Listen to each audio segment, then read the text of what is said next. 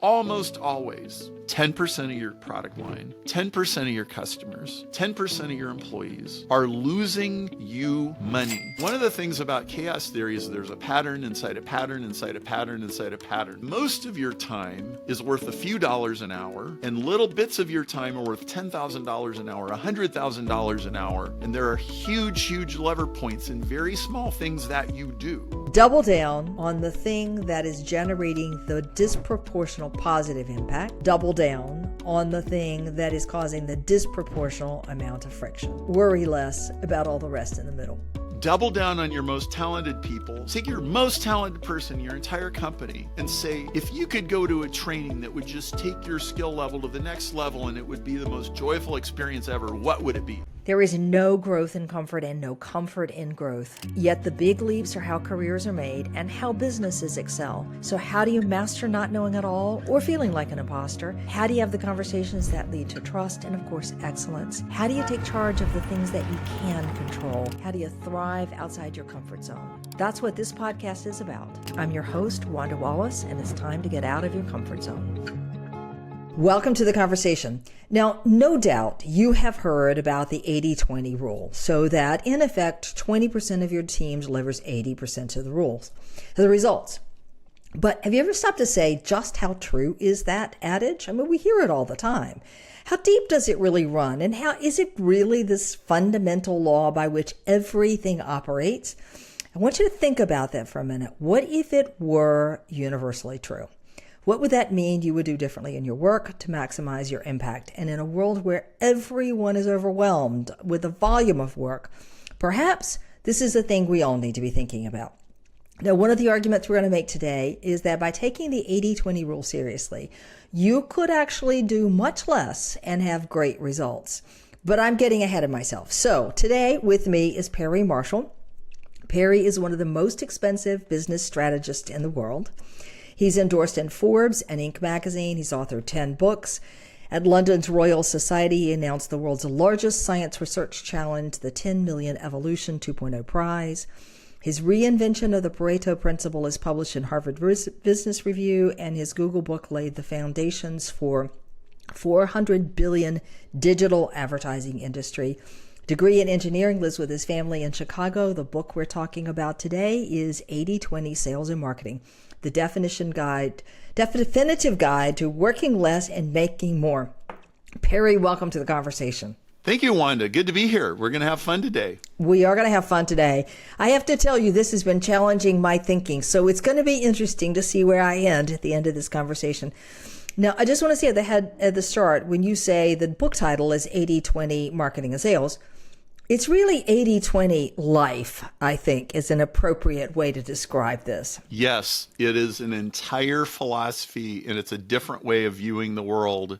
And when I suddenly realized how big this was, it completely pivoted my entire notion of reality, and it changed the way I do consulting. I discovered this about a year and a half into my consulting practice. I was about 32 or 33 years old, and it was a major pivot. It was one of the biggest epiphanies I've had in my life. So I'm really excited to tell you about this. All right, fantastic. I'm looking forward to it. All right, I got to know what got you started on this path. Well, I was the guy who got laid off as an engineer when my wife was 3 months pregnant with our first child, and ended up forced from engineering into sales, and then 2 years of bologna sandwiches and ramen soup and spiraling credit card debt.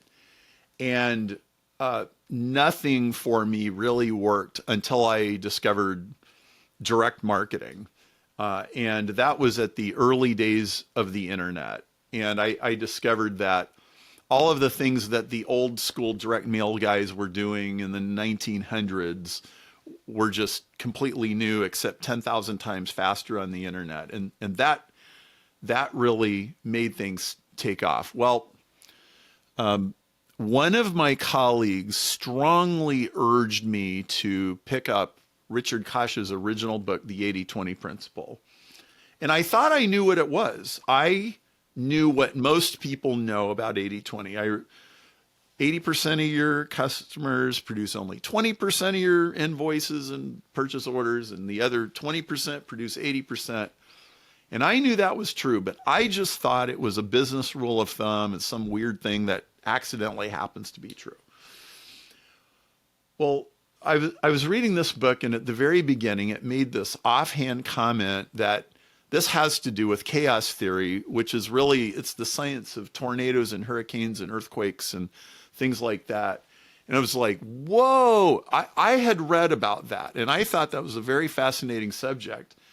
And one of the things about chaos theory is there's a pattern inside a pattern inside a pattern inside a pattern. So in other words, it rains today and there's a little trickle winding around through your yard and it's an inch wide. And guess what? It looks exactly like the Nile River. It's just a million times smaller. And that all things in chaos theory work that way. And I go, wait a minute. Does that mean that there's an 80-20 inside every 80-20, and then there was another one and another one and another one? And it turned out, yes, this is exactly how it works. And the minute I realized that, I'm like, oh, this is a law of the universe. It is a fundamental law of cause and effect. It's way bigger than business. It's bigger than planet Earth. And nobody ever explained that to me until just now. In fact, they didn't really explain it. I connected the dots. And then I went to see if it was true. And it was. And at this point in time, I had been in business for a year and a half. And a 1.5-year-old business is kind of wobbly and you're just kind of getting your sea legs. And I looked at my web traffic, my leads, my clients, my invoices, my projects, and it fit perfectly. And I suddenly couldn't unsee it. And I sent a memo to my biggest client the next Monday, and I said, we are going to do an 80-20 analysis on your business. And just that one client was a 3-year adventure. And we grew that client substantially. And it completely changed the way I teach marketing, the way I approach marketing. A little bit after the story I just told you, I wrote the book, Ultimate Guide to Google AdWords, which has sold 100,000 copies. And 80-20 is the scaffolding that the entire book is built on. Even though I don't talk about 80-20 all the time, the entire thing is 80-20. So it completely changed the way that I do everything because tiny hinges swing big doors. So hopefully we can unpack that. I hope we can unpack that one. So you're building a business. You run across a book that by random, because somebody said you should look at it. We all think we know what the 80-20 rule is. Turns out it's a much bigger rule than you thought it was. And whoa, it transforms everything. That almost sounds a little bit magical thinking. So somewhere in my background, I confess it sounds like a late night TV pitch almost. Sounds like a Saturday Night Live skit, but let me hold on for that one for a minute. I want to come back to, so somewhere in my background, I have a math degree. Oh. And I remember studying fractal patterns and the spirals, if you think about that, occur in seashells. Yes. The same ratio of those spiral curves happen everywhere in the universe, over and over and over and over again. And it's a little mind-blowing to think that this particular pattern repeats in trees, in oceans, in whirlpools, in weather systems, and on we go. So it's the same thing you're talking about here. This principle repeats throughout the universe. Yes. Preach it, sister. I had no idea you had a math degree. And I'm an electrical engineer. So I promise I'm not going to go too nerdy on everybody. But fractals, they're the spirals with the spiral on the spiral and the spiral on the spiral and the spiral. Fractals are actually very simple to generate. It's like literally the tiniest equation that a 7th grader could understand. And you feed a number in, you get a number out, you plot the number, and then you take the number you got out and you just send it back through. And you run it round and round and round. And it makes an infinitely complex pattern. And if you go to YouTube and you type fractal zoom, you can watch videos where you zoom in and you just, it's like flying through a universe, and it just goes deeper and deeper and deeper, and it never stops. And I knew that, and I was like, so 80/20 is like that? Yes, 80/20 is the math of fractals. It's how fractal patterns manifest in business. So let's get less abstract, and so let's take it out of business. Two 14-year-olds drink Jack Daniels, and one of them sort of likes it, and the other one likes it. 40 years later, the first one has one drink a week, and the other one has two drinks before breakfast. That's 80/20. That little difference at the beginning multiplied weeks, months, years, so he liked it, and then he drank it a little more, and it made him like it more, and then he went and had more experiences, and he learned more kinds of alcohol, and it became a problem, and then he started covering up the problem, and then the problem helped him cope with the problem. That's 80/20. And this is how customers behave. This is how customer support tickets behave. This is how bad employees behave. It's how shoplifters behave. It's how Jeff Bezos and Elon Musk or any other rich person, it's how they got rich. It's rinse, repeat on relatively simple patterns, and they go deeper and deeper and deeper. And so what this means is that most of your time is worth a few dollars an hour, and little bits of your time are worth $10,000 an hour, $100,000 an hour. And there are huge, huge lever points in very small things that you do. And most people are trained to treat everything equal. The phrase straight A's means treat everything equally important, be well balanced. 80/20 is an anti-straight A's philosophy. It says if you're an engineer, it doesn't matter about your history class or your sociology class. What matters is, can you design that bridge? And is the bridge going to fall down? And the anthropology class only matters if it's going to make the bridge not fall down. Yeah, I know lots of people who would say hallelujah. And I know lots of parents who are probably cringing at this moment in time. Though I happen to believe that there are some wisdoms in that, even from an educational point of view. There's some basics we have to all know for sure. Like we all got to be able to read and write some basics, okay?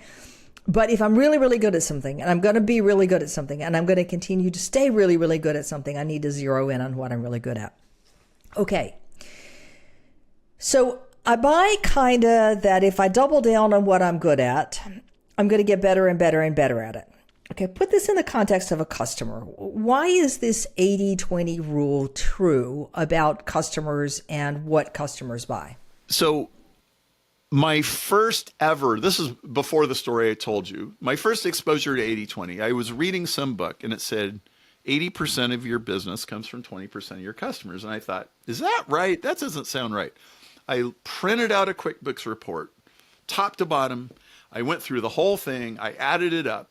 And sure enough, when I got 1/5 of the way from the top, that was 80% of the revenue. And I'm like, I'll be darned. That's crazy. And then I never really connected the dots of what it meant. Now, here's what it really meant. I had this customer named Dimitri, and I'm in this several $1,000,000 company, and Dimitri might spend $2,000, $3,000, $4,000 a year. It wasn't really a big deal, but he would always call me up and complain about the features that we didn't have. And, oh, you know, can you update your software? Could you do this and this? And I would get wrapped around the axle of wanting to make Dimitri happy. And that would drag me away from other problems that were easier to solve, from bigger customers that weren't the squeaky wheel and they weren't bruising my ego. And if I had really understood 80/20, I would have said, Dimitri, if you really need that feature, go buy from the competitor. And I would stop messing around with him. And I would go to another customer, because most companies have a customer who, like, I don't know, they they fax in a purchase order once every 6 months, and it's really nice and it's really big, and nobody ever complains about anything, and nobody even really knows what that company does. And if somebody would actually go call them on the phone or get on a plane and go see them and figure out what they do, there might be 10 times more business to be had. But they're not bruising anybody's ego, and they're not a squeaky wheel, and they're not complaining, and so they just get ignored. This almost always happens in any company. And so where we're inclined to direct our attention, if we are not conscious about who are the 1% of our customers that are giving us 50% of our business, or the 1% of the product line that's 50% of the profit, which is almost always true. If you're not consciously aware of this, your attention will almost invariably be somewhere else where it's really just wasting time. Furthermore, I've consulted with thousands of companies. Almost always, 10% of your product line, 10% of your customers, 10% of your employees are losing you money. You are taping dollar bills to every box and you don't even know it. And if you do a thorough cost analysis, get all the bean counters if you need to, and thoroughly figure it out, you will find it's true. You will find that 10% of your employees cost you 2 to 3 times their salary in lost productivity and mistakes and lost customers and morale. This is universally true. It's true in any company I go visit. It's more true in some than others. Some companies are obviously better managed than others.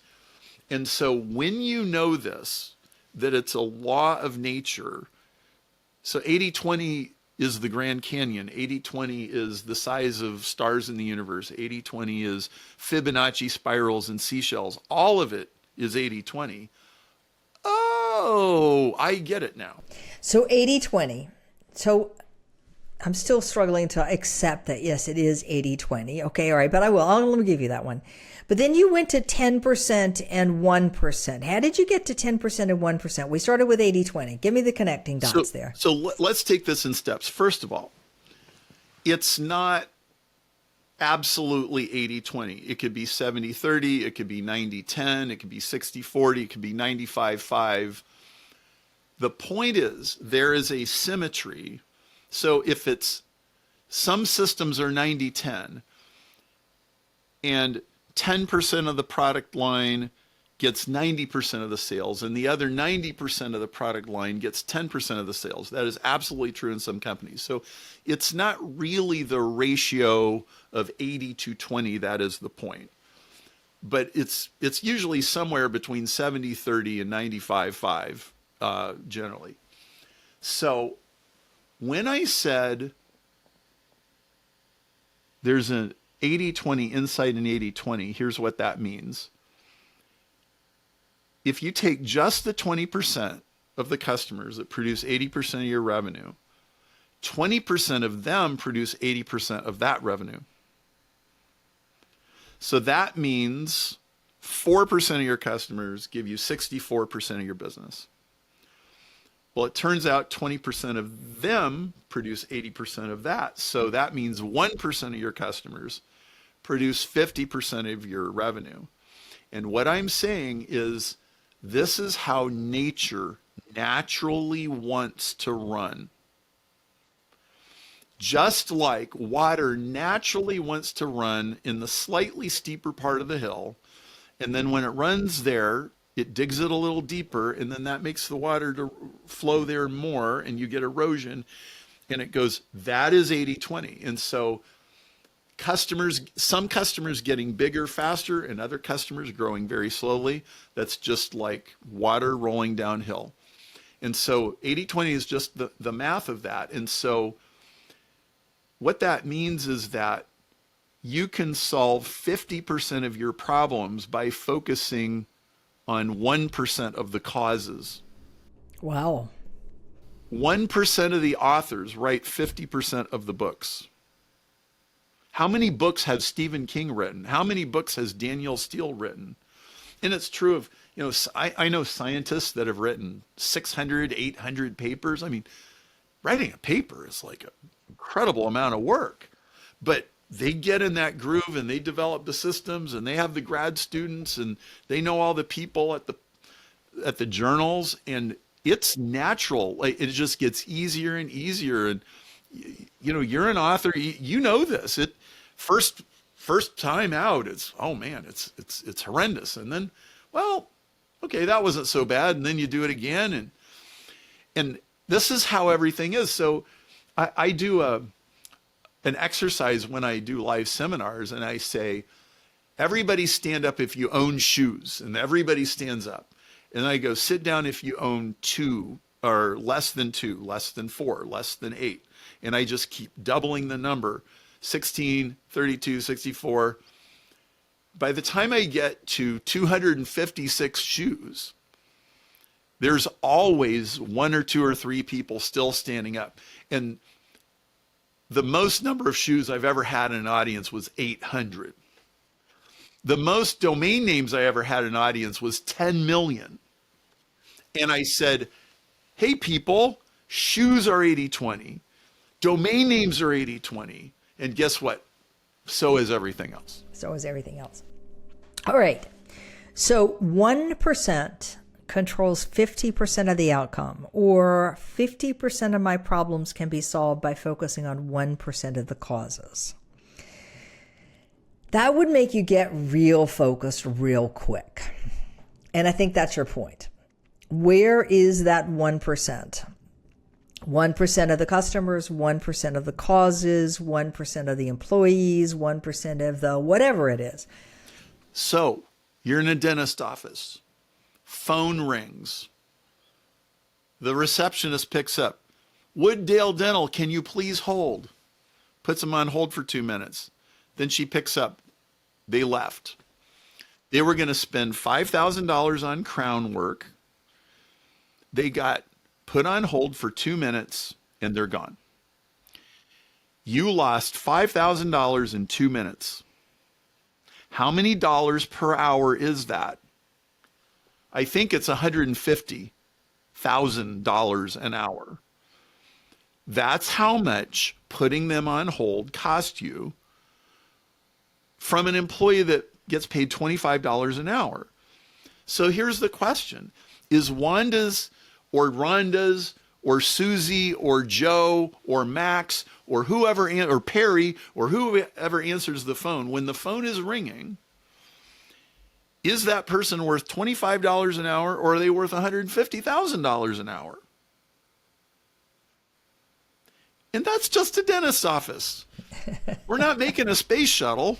All right, but now I can come back on that and say, yeah, but every 2 minutes I don't have somebody calling wanting to spend $5,000 in crown work. Okay, so I could go chase that problem, but it might not happen again for another 3 years. So what's your response to that?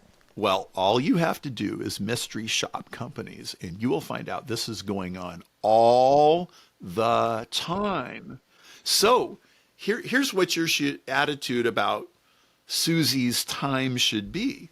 Susie, you can do your nails, you can be on TikTok, you can be on Instagram, I don't care what you do, but you will answer every phone call with bells on.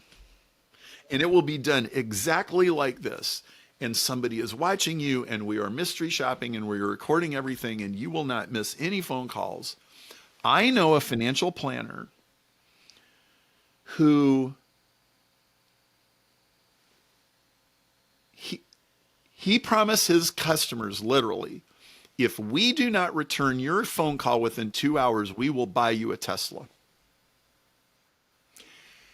Now, that's just one slice of an entire philosophy and approach. But the point is, most financial planners, it's a very mediocre industry with very poor practices. Most financial planners, they wine you and dine you and they schmooze you and they sell you, and then they disappear. And then they don't finish all the stuff they do. Mark's philosophy is the complete opposite. We have only a few clients. We don't chase clients around, but we give meticulous attention and customer service to everybody, and none of our clients ever has a financial surprise.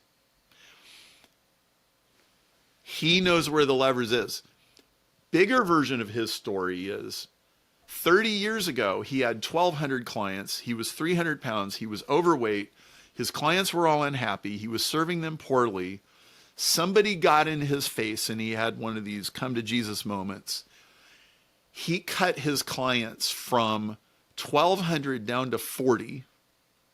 He referred everybody else to other financial planners and he said, the 40 I keep are going to be the most desirable ones and I'm going to wow them with service. And after that, he never had to market himself because he got so many referrals, he actually had to turn down business.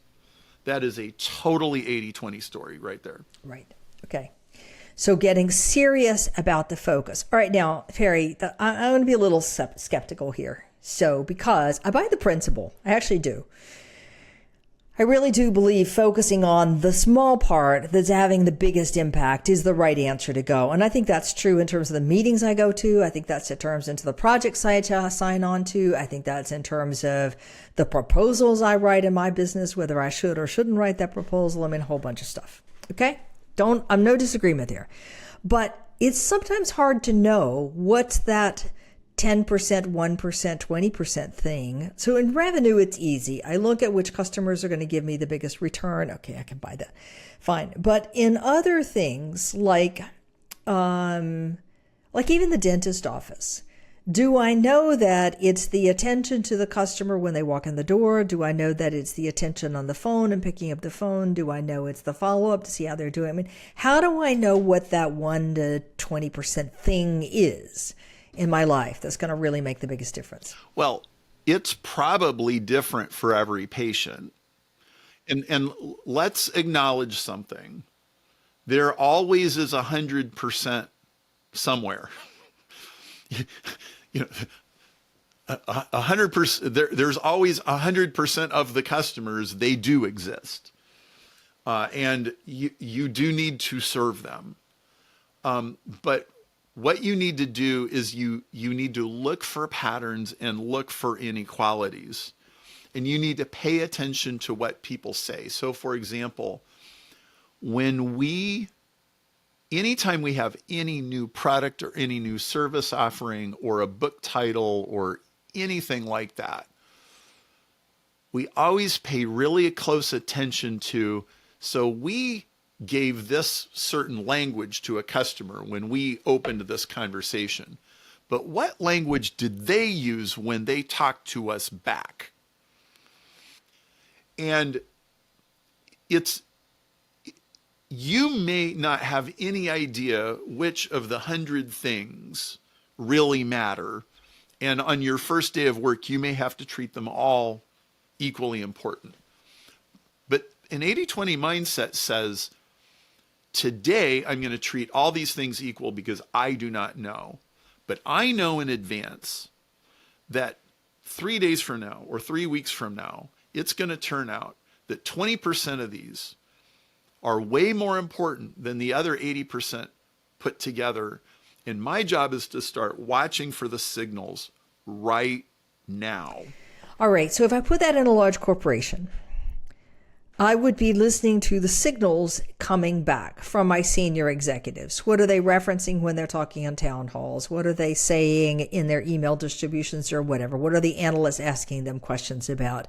What is my boss on my case about regularly because it has high important value? Kind of what are those big things that keep popping up over and over and over again with large magnitude? Is that what you're headed for? Yes. And there are two kinds of big things. There are the positives, like the most profitable customer, the most profitable product line, the most productive person on the team. There are also the negatives. It's almost always true that there are customers that are losing money, not making money. There are products that are losing money, not making money. You're taping dollar bills to every box that goes out. There are employees. So I have a very good longtime client, Nancy Schlesinger, who's been in the recruiting space for 30 years. She says a bad employee costs 4 to 14 times their salary. When she first told me this, I didn't quite believe her. Then I had 10 years of having employees. and what always happens is you let somebody go, they leave, somebody better comes and replaces them. Then you find out all the cockroaches that are in the cabinets from the previous employee. I mean, I had a bad bookkeeper once.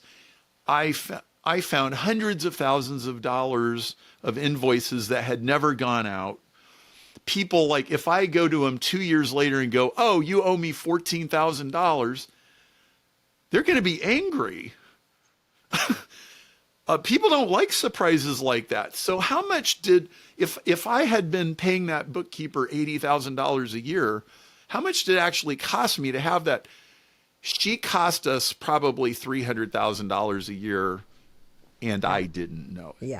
Yeah. I have a comparable story, similar, and you don't realize how bad it is until you start to lose a client over it. And then you say, okay, it wasn't just the invoices that didn't go out or the mistakes in the invoices or the whatever. It's the clients I now lost because they don't want to deal business. I don't blame them. I mean, I really don't. And I see it all the time. You have somebody who's not doing their job. The person sitting next to them who is doing their job and a great performer gets tired of carrying the weight. They go find another job. B players drive out A players. Yeah. And C players demoralize everybody. Yes. So the cost, then I have to replace the A player, plus I lost the productivity. It can mount up really quickly. So on the positives, I'm looking for the patterns of the things that are generating the greatest impact, however I can measure them. And I'm looking for the patterns of the things that are costing more than they are worth. Yes. Okay, so both of those patterns. But it's a matter of looking for patterns. And you know in advance that they are greatly disproportional. They run on an exponential curve, not a linear curve. So I'm not looking for the 5% difference. I'm looking for the 80% difference. Yes, that's right. And usually the 80% difference is made by a small difference.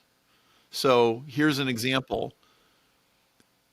Google has 100 times the market share of Yahoo for search engine. Google is not 100 times better.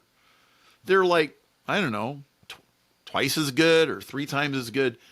But in that game where the other website is only 1 click away, it only takes a slight edge for the entire world to switch from one to another. And the less friction there is, the more true that is. And so if usually on the high side, it's slight advantages and slight improvements that make major improvements. I have a client where we reduced their onboarding time of a customer in a complex process. It used to take them 180 days to onboard a client. And now it takes 110. And the growth of their company went from 24% a year to 56% a year. They get their money faster. There's less friction. And what's interesting about this client is it's not the customers complaining or the customers being happy about the shorter time. It's their salespeople and their internal, it's all of the little friction points inside their company. When they cut that down, it made a whole bunch of jobs in their company a lot easier to do. I don't think I have a client that doesn't need this principle of understanding where the friction points are inside their company and how much it is costing people's time and attention to deal with that friction point. And I swear if they put a dollar number on it and started backing it up, you would really, and in fact, it's impacted a piece of my business. So I run training programs as well as coaching, all sorts of other things. And I started thinking about what's the cost of the time of this group sitting in the audience with me. So if you take times 20, times the average cost of an hour of that person's time. That costs the company. So I'm putting it all in cost. That's a big number. And you start to say, is it worth that? Not my time. My time is small compared to that cost. And furthermore, all of us would do that calculation based on an average. Yeah. But if there's 100 people in the room, we know that 5% of the people in that room's time is worth more than the bottom 50% put together. So there's a couple of people sitting in that audience. Their time is worth $10,000 an hour, $100,000 an hour, $1 million an hour. And I'm not exaggerating, because remember, just a receptionist can be $150,000 an hour for 2 minutes. So how about a CEO of a $10 million or $100 million company doing a negotiation with a key supplier or a key customer, or a major direction of appointing a board member or a top salesperson? It's huge. It's huge. All right. So do you have so I get that we need to pay attention to the patterns, and that on day one, you don't know what the patterns are. I get that. And then you're starting to look for the disproportional differences, the big things, the things that are not massively better, but a little bit better because they're going to, or a little bit worse because they're going to compound. All right. But it's still hard. You kind of recognize that pattern or you don't recognize that pattern. Do you have any tips for how to begin to see patterns? So this is not esoteric. It's right in front of you already if you have basic sales numbers. So you have a sales team and how much they sell. You have a product line, and you have things like product defects. 20% of the product defects produce 80% of the warranty returns. What are they? You don't need to solve 100% of your product defects. You need to solve 10% of your product defects that produce more than half of the returns. This is true in every job, every company, every department. There's always something that deserves more attention than it's getting. And there's always something else that deserves less attention than it's getting. And it's a law of the universe that this is true. And that it's going to compound and it's going to get to be big. All right. It's an interesting thing. I like the notion for all of my clients that 1% of your meetings are going to solve 50% of your problems. Yes. And let's talk to the salespeople who are on commission. Last year, half of your commissions came from about 3 days of work. Stop and think about it. Where did the biggest commission checks come from? And what was the meeting that was the tipping point for making that happen? It could have been one little remark or one little story or one introduction. It wasn't everything. Right. It was something. Now, it may have been a series of things that got you there. So that may take more than just 3 days altogether, but at the same time, it's paying attention to those patterns. All right, Perry, I'm going to, just because I can't resist doing this one, take my business. I do coaching, I do training, I do podcasts just for fun. This is not a moneymaker because I've never wanted to do it that way. All right, so coaching and don't do it in terms of revenue. Where would you tell me to go look for the patterns that help me focus on the 1% that's generating 50% of the impact? Well, let's talk about happiness. Okay. Let's just frame it purely in terms of that. Okay. If you went through the last week or last quarter or whatever time period, and you looked at your calendar and you said, which one of these clients did I get the most happiness from serving? And which ones of these clients are the most happy with me? I bet you those clients are also better metrics, better numbers, more joy, less friction, more pleasure. And I have always found that the highest paying clients are the most respectful. They use my time the most productively. I'm not saying 100% of the time, but as a general rule, money is either really hard or it's really easy. Okay, fair enough. But that's back to your same thing. What I'm looking for are the points of friction, because the friction is what costs. So find those points of friction, whether it's because the client uses my time badly because they don't want to pay, they don't pay their invoices on time, they take a ton of meetings before we can ever get to an action somewhere along the way, they want me to write 15 proposals and never use any of them. You get my litany. Those are the ones that create friction. Yes. Okay? Yes. And they're always putting out a little pole for you to jump over to prove yourself.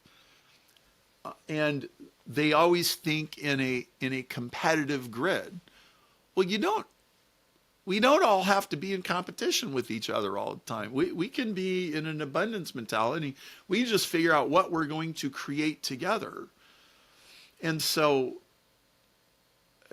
one time, I had this blog post about a customer who was complaining that I wouldn't do free lunches. And a bunch of people commented, they said, Perry, the thing that I've learned from you is that it's okay to insist on getting paid for what I do. And I don't have to prove myself and jump through hoops before I finally earned the right to ask somebody for money for what I do. And for a lot of people struggle with that. And this, it could be in your job and asking for a raise. It could be when you're a freelancer and you're doing work for people. And like I said, money is either hard or it's easy. And productivity is either hard or easy. It's easy. Mm-hmm. Happiness is either hard or it's easy. I get the principle. All right. You have me sold here. Okay, so if I try to summarize this, so it's easy to say everything operates by the 80-20 rule. I want to come back to something you said at the beginning. Everything operates by a disproportionate rule, and then that disproportionality compounds on itself and makes it bigger and bigger and bigger. So 80-20, 70-30 don't really care.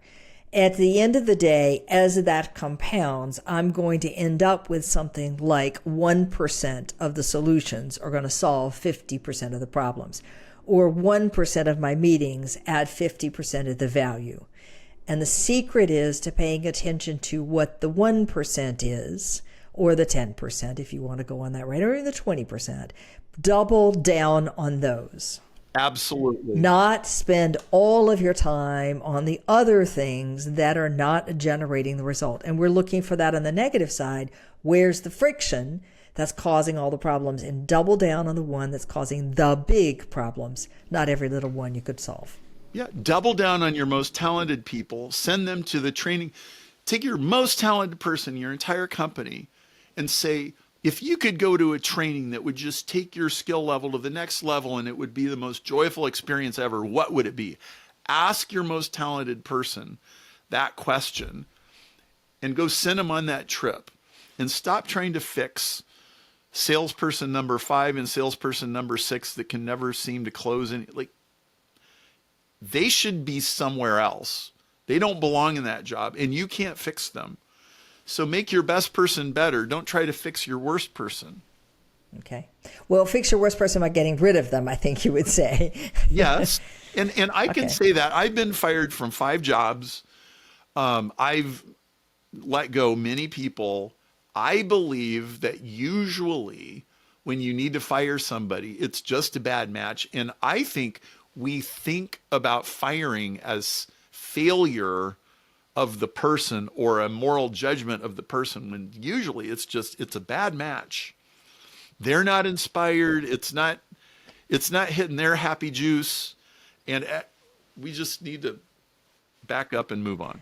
I fired a few people, and I have to say, I mean, you try to do it in a nice way so that you don't disrupt their lives, but I have certainly fired a bunch of people, and I don't think any of them thinks that it was a bad decision after the fact. They might not be happy in the moment, but they were, after the fact, it was like, yeah, I'm glad I'm out of there. Because they weren't happy with me either, if I'm really honest. So, okay, fair enough. Perry, I love it. Double down on the thing that is generating the disproportional positive impact, and double down on the thing that is causing the disproportional amount of friction, and worry less about all the rest in the middle. Okay. What a great conversation. Perry Marshall, my guest today, and the book is called 80/20, The Definitive Guide to Working Less and Making More. Perry, great pleasure to have you. Thank you for having me on today. Thanks.